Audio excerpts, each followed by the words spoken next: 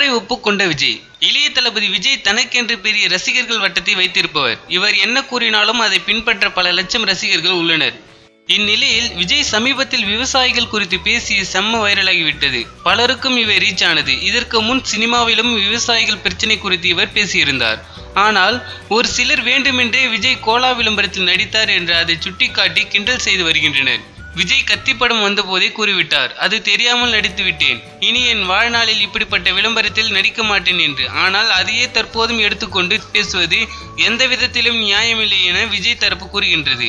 தப்புனா உடனே தன்னை திருத்திக் கொள்வார் தளபதி. இதனாலே பல பேருக்கு இவரை பிடிக்கும். இந்த வீடியோ பிடிச்சிருந்தால் லைக் பண்ணுங்க, தளபதி பட்ட கருத்துக்களை கமெண்ட் பண்ணுங்க, மறக்காம சினிமா நியூஸ் அப்டேட்டை சப்ஸ்கிரைப் பண்ணுங்க.